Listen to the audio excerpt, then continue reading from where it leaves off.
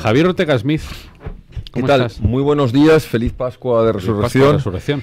Y encantado de decir nuevamente buenos días España. Yo este año, la verdad es que he tenido la suerte, he ido con un grupo de amigos, hemos tenido la suerte de estar en Málaga, ¿no?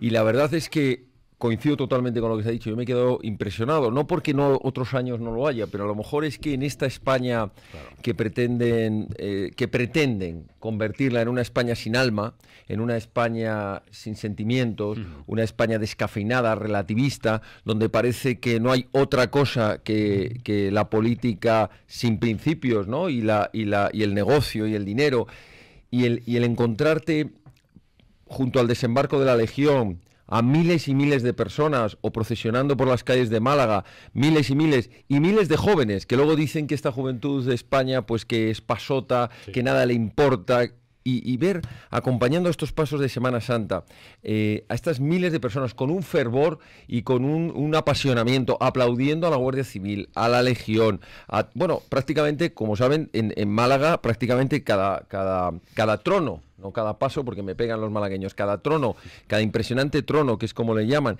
va acompañado de alguna unidad militar con la que tiene un lazo de hermandad y de tradición, ¿no? Desde el Cristo de Mena, tan conocido por la Legión, pero también está la Infantería Marina, en fin, distintos regimientos, por supuesto la Guardia Civil, etcétera. Y realmente eso era lo que comentábamos. Oye, ¿dónde está esta España que nos enseñan en la Sexta, en la 4, que nos dicen algunos políticos, que nada más que es la España, que le importa el dinero, el bolsillo y que no tiene escrúpulos, ¿no? Y que además tenemos que aceptar como algo normal la corrupción, la mentira. Oye, realmente vienes reconfortado de una Semana Santa en la que dices, no, a ver, aquí hay una España que siente, que padece, que se emociona viendo pasar a su Virgen y a su Cristo por delante de su casa, que engalana sus balcones. Igual que han estado engalanados con la bandera de España, pues lo engalanan con todo tipo de reposteros, todo tipo de escudos y en fin, quiero decir, que se nota de verdad esa España con alma, ¿no? Y eso es muy importante, porque una nación que tiene fe, una nación que tiene sentimientos, y yo no digo incluso que todo el mundo que estuviera allí fuera creyente, porque sé que hay mucha gente que va por la parte tradicional y por la parte cultural, pero hombre, solo la minoría. Pero ya es bastante también, porque sí, aceptan la cultura en la que viven y la tradición.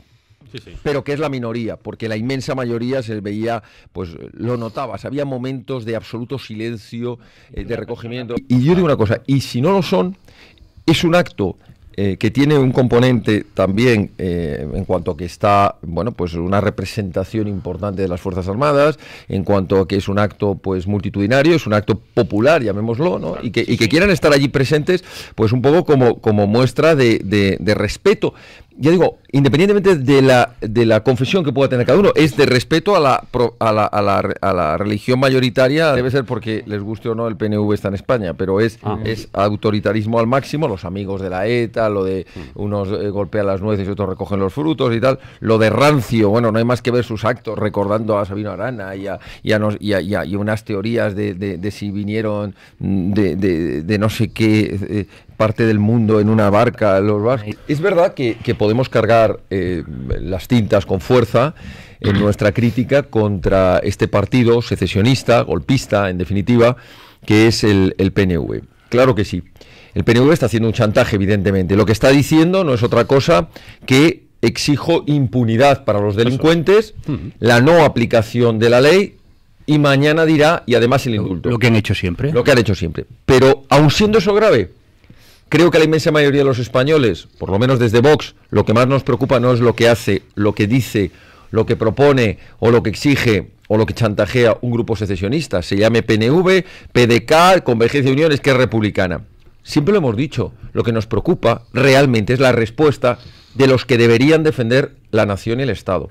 Y aquí pongo en el mismo nivel ¿cuál va a ser la respuesta del Partido Popular? Una vez más, como ha hecho en estos últimos 40 años, porque hay que recordar los pactos con Pujol, hay que recordar que ha tenido infinitos pactos con el PNV, una vez más, ¿va a ceder al chantaje? Primera pregunta. Segunda, ¿qué va a hacer el Partido Socialista? Porque el Partido Socialista se supone, con 18 comillas, que es un partido estatal, español, se supone que tiene una visión de Estado, se supone, y es mucho suponer, y que debería ponerse como un solo hombre pegado al gobierno diciéndole un momento, tendremos todo tipo de divergencias en otras cuestiones. Pero aquí se está chantajeando al Estado de Derecho, a la justicia, se está pretendiendo un ámbito de impunidad con los delincuentes y aquí nos tienen pegados con el gobierno. Que eso sí que es lo que ocurriría en cualquier otra nación civilizada del mundo, en Estados Unidos, en Alemania o en Francia. Ante el chantaje de quienes tienen claro que lo que quieren es destruir la nación, te pones como una piña contra el gobierno. Por tanto, frente al chantaje del PNV, debería haber una respuesta unánime del PP, del PSOE, de Ciudadanos, diciendo: usted ha chocado contra un muro. ¿Sabe por qué? Porque nos da igual quién esté en el gobierno en este momento. Mire, ahora los presupuestos se van a aprobar sin su chantaje. Ese sería el principio del fin del chantaje secesionista. Pero lo que han aprendido los secesionistas en estos últimos 40 años es que chantajean al gobierno de turno, sea del PP... Y les sale bien, y les sale bien, les sale rentable. Y ceden, y les sale rentable, pero y consiguen más competencias, y consiguen más dinero. Ese es el gran problema. El gran problema, lo hemos dicho mil veces, y con eso termino, ha sido que los grandes partidos, grandes por el tamaño, no por su grandeza en los ideales, ni por su bondad a la hora de defenderlos, sino está bien la aclaración, que representan a un porcentaje de un 80%, o representaban ya cada vez menos, se han dedicado durante estos 40 años que han preferido pactar con las minorías secesionistas a cambio de ceder trozos de España, porque al final es eso lo que estaban cediendo, de competencia y de soberanía y de independencia de los españoles, a cambio de pactar con el otro gran partido. Pues evidentemente que una vez más hay que ir al punto de entrada, es decir, aquí hay una ley electoral que verdaderamente es inaceptable, vamos, y el ver sobre todo cómo los partidos golpistas, por un lado, y los filoterroristas o terroristas abiertamente como Bildu tengan representación, el triple de representación de otros partidos que defendemos, les guste o no a otras personas, pero que defendemos un proyecto para toda España y un proyecto dentro de la legalidad, pues hace ver que esta ley tiene gravísimos fallos en cuanto a la representación real, y lo que hace es favorecer a algunos grupos que son abiertamente contrarios a la democracia y abiertamente contrarios a la nación. Por tanto, primera valoración, hace falta una inmediata reforma. Y entrando ya en particular, bueno, es verdad que va a depender no solo de las fechas, porque creemos que esos datos van a ir variando de aquí a las elecciones. Depende mucho del muestreo que se haga. Y es verdad que entre un muestreo de 2.000, 3.000 personas al muestreo real, cuando votamos 40 millones, pues puede haber sustanciales diferencias. Pero vamos, llama la atención y ya sabemos lo que siempre hemos dicho, nos salgan bien o mal las encuestas a lo que a uno le gustaría. Las encuestas hace ya mucho tiempo que dejaron de ser un instrumento técnico, porque lo son, pueden ser un instrumento técnico con sus porcentajes de error, pero que nos puede acercar bastante a la realidad. El problema es cuando las encuestas son contratadas y son cocinadas, como se dice, sin ningún rubor, y al final se convierten en un instrumento para la orientación del voto. Si yo me dedico a repetir hasta la saciedad en encuestas previas durante un año y cada 3 meses o cada 2 meses saco una encuesta, ahora se fijan que salen periódicamente, cada tanto, cada 15 voy días, diciendo, más o menos. Este partido va a sacar un 20%, este otro 0, este otro tal. Llega un momento que al electorado le estás adoctrinando, le estás condicionando directamente en su subconsciente. Cuando vaya a votar va a decir: ah, este era el ganador. ¿Pero por qué era el ganador? Ah, porque me lo vienen diciendo los periódicos. Entonces, este sí lo voy a votar porque va a ser útil, entendido por útil, porque luego me creo que va a representar, aunque no sea verdad, lo que yo he votado. Y este como no va a sacar o va a sacar poco, no me interesa. Es una forma de condicionar el voto. Bueno, en los documentos que se han incautado a lo largo de esta instrucción, desde hace más de un año, una de las cuestiones que se repite en sus diferentes reuniones, intervenciones telefónicas, documentos de manejo, el enfocal, la hoja de ruta, etcétera, etcétera, la agenda Jové, etcétera, etcétera. Una de las cosas que se ve es que en su estrategia, y me estoy remontando al año 2012, se repitió en el 2014 con el 9N y llegamos hasta el momento actual, era la siguiente: estableceremos un marco de presión para que el gobierno tenga que negociar un referéndum pactado. Cuando hablamos de referéndum siempre estamos recordando que no es simplemente una cuestión consultiva, estábamos hablando de un referéndum para la independencia, es decir, un referéndum para secesionar una parte del territorio nacional, o dicho de otra manera más cruda, para romper la nación española y robarnos la soberanía nacional que nos corresponde a todos los españoles.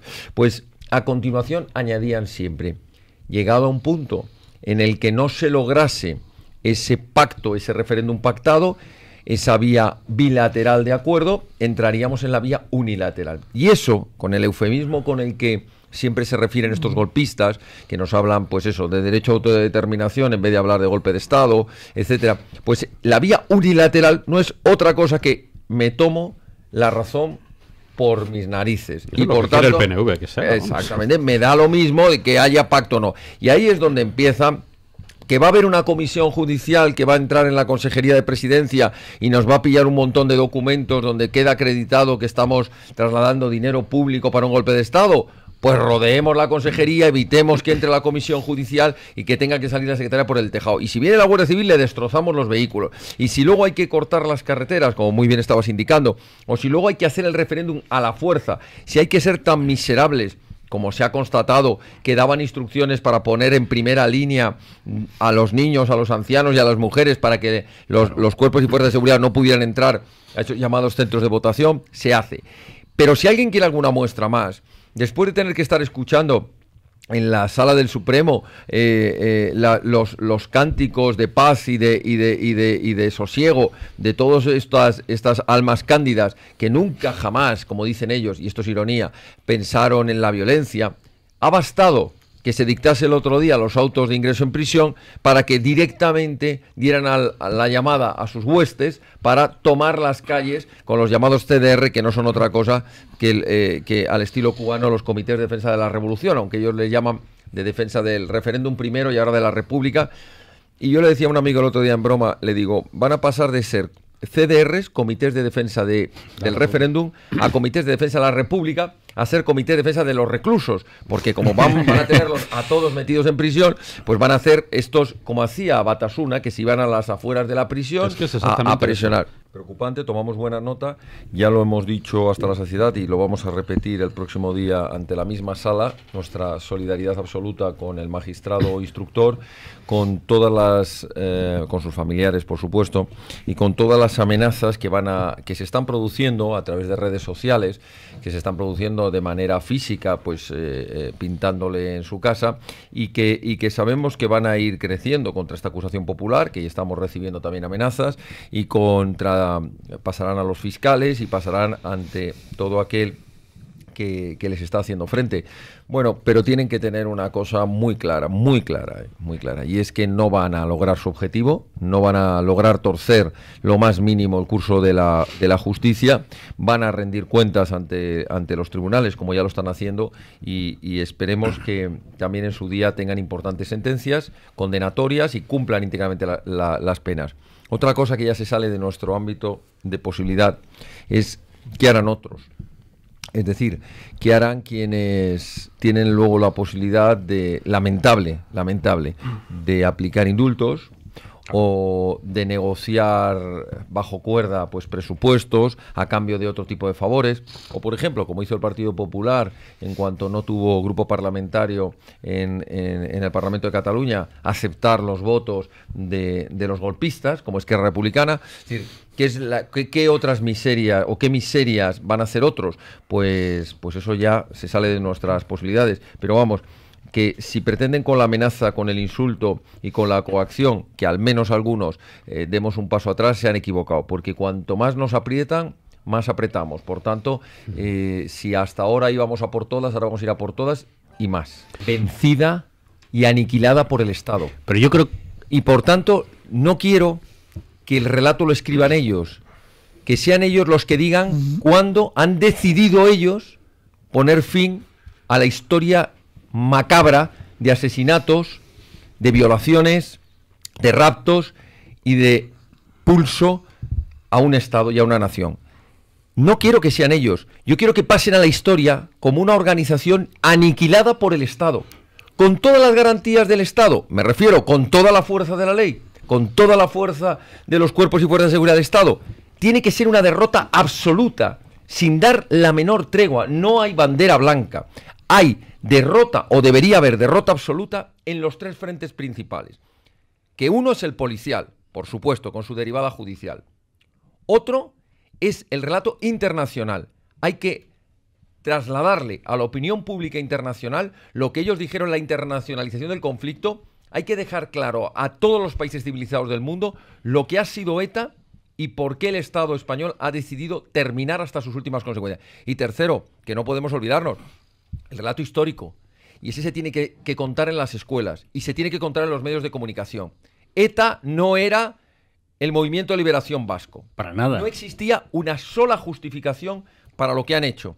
Y por tanto, ellos eran los terroristas y otros, los que han vencido o los que deberían vencer, son las víctimas. Y por supuesto, lo habéis mencionado, no habrá nunca derrota de la ETA hasta que no se haga justicia. Y nunca habrá justicia hasta que esos más de 300 casos que quedan siquiera sin juzgar, siquiera sin haber tenido una sola oportunidad, porque fueron archivados sin la investigación correspondiente, hasta que no se lleve a la investigación hasta las últimas consecuencias, no se podrá parar jamás. Es más, yo digo una cosa, añado algo. La historia del terrorismo, del triste y lamentable terrorismo en España, no debe cerrarse jamás. Es decir, los hijos de nuestros hijos y los nietos deberán estudiar en la historia que hubo un periodo en España donde una banda terrorista de asesinos, con complicidades de otros que estaban en las instituciones, con la financiación de muchos otros que miraron para otro lado y que prefirieron pagar chantajes revolucionarios a costa de la sangre de muchos españoles, fueron literalmente derrotados. Eso es lo que tienen que poner los libros de historia y se tiene que estudiar dentro de 10, 20, 30 o 50 años. Yo no sé si una editorial, lo que sí le aseguro es que cuando Vox esté, que va a estar en las instituciones, la cuestión de la defensa del relato, de la verdad, de lo que ha ocurrido, la defensa de la dignidad de las víctimas y la exigencia de justicia va a ser, como lo ha sido ahora que estamos fuera de las instituciones, lo va a ser dentro de las instituciones. Y haremos lo que esté en nuestra mano. Como mínimo, que no es poco, el estarlo denunciando desde los altavoces mediáticos, que no es poco, para que no se olvide. Solo un paréntesis, perdona, por no interrumpirte. No ha sido derrotado. Es que uno de los grandes errores de la sociedad española ha sido creer durante muchos años que el fin de ETA era la lucha armada. Eso era un medio. Lucha armada, como utilizando su lenguaje. Brazo militar, un brazo político. Brazo militar. El objetivo de la banda terrorista de ETA no era poner bombas, no era cometer asesinatos, no era secuestrar. Ese era un instrumento, un medio, un mecanismo para lograr un fin. La secesión del País Vasco, bueno, de lo que ellos llaman Euskal Herria, que entra Navarra, que entra parte de Francia, etcétera, etcétera. Y Extremadura también, últimamente. Por eso mismo, lo que ha cambiado es la estrategia del medio. La verdad es que es muy grave, lo hemos dicho también muchas veces en esta tertulia, un Estado en el que no existe una separación real de poderes, donde el Poder Judicial no tiene realmente independencia, no tiene medios suficientes y no tiene profesionalidad, provoca una situación de alto riesgo para todos y cada uno de los ciudadanos de ese Estado.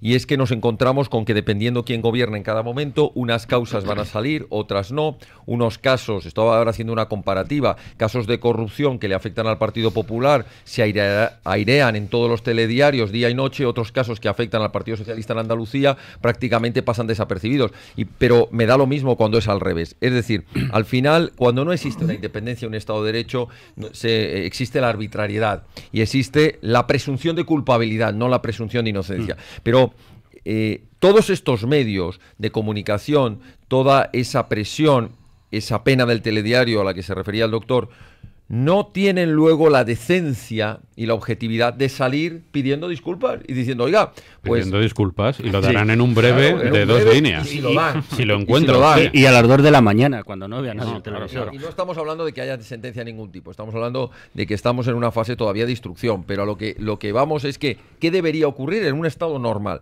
Pues oiga, si se ha cometido algún tipo de error judicial a la hora de imputar a una persona, a la hora de ser investigada, y después hay pruebas nuevas que desacreditan esa imputación, lo primero es que tiene que haber un acto claro, evidente, de exculpación.